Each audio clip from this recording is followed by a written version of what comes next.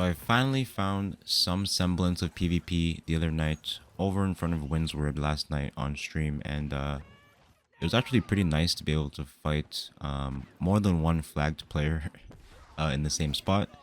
So yeah, I apologize for not being able to upload some more interesting fights, but I'm thinking that a lot of the players, at least in my server that are currently flagged, are majority of them are at 60 at the moment.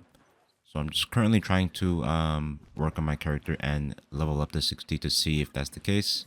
But with that being said, I do have some more build updates in this video, which I'll be going over. And we did manage to get a pretty nice fight while we were PvPing out here at Windsward that I'll be breaking down later on in the video. But yeah, with all that out of the way, if you aren't subscribed, then don't forget to hit that notification bell to see when I do upload build updates and videos.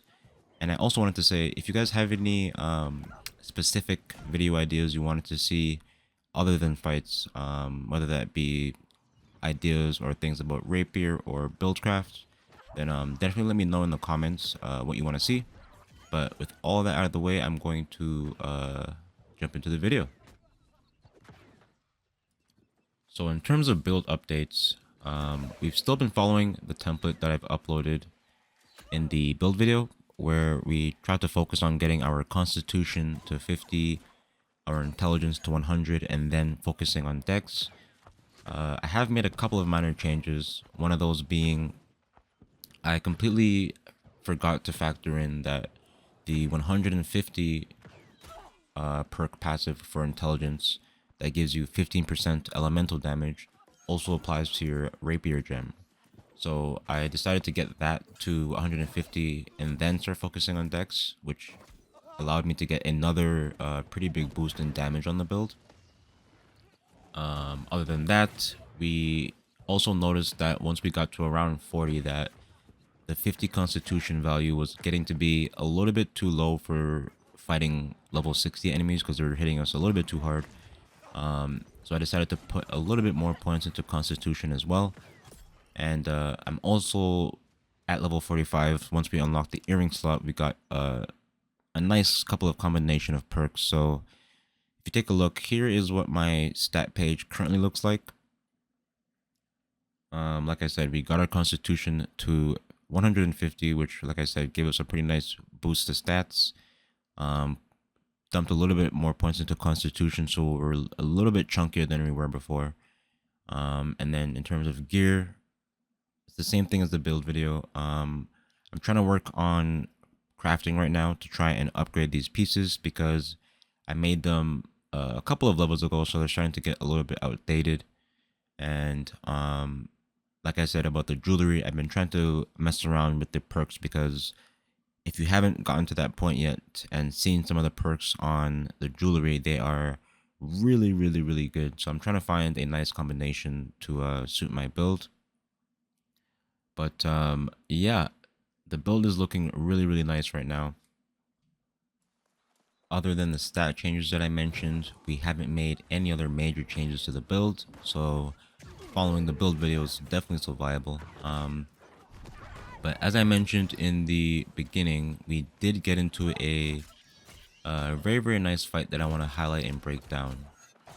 The Ice Gauntlet and Fire Staff player that you saw us fighting earlier on in the video, as you could see in that 1v1, he had enough damage in his build to pressure us pretty good and even kill us on a couple of occasions. And we ended up getting into a 1v3 with that player and a spear bow player and a musket player.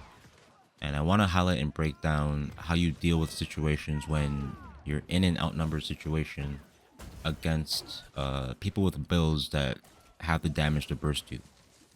Because it's in those situations that you'll have the hardest time being able to take out single targets yourself, because the second that you stop to burst somebody, especially on a ranged build, you're immediately getting bombarded by the mage. So yeah, let's jump into the breakdown of that.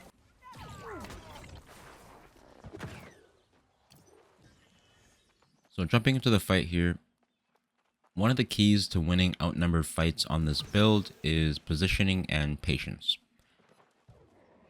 We have a ton of burst on this build, but being that we are in a light armor build and very squishy, it makes it very hard to burst down opponents when you have a lot of pressure on you.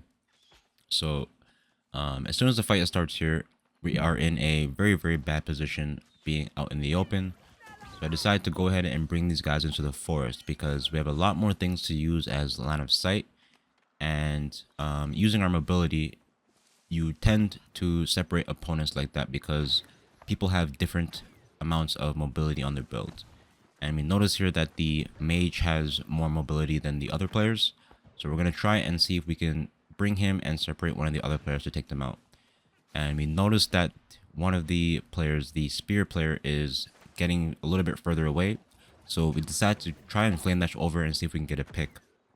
But he's a very good player himself, has some very good spacing, and hits us with a spear stun. We take quite a bit of damage and we're on the back foot right away.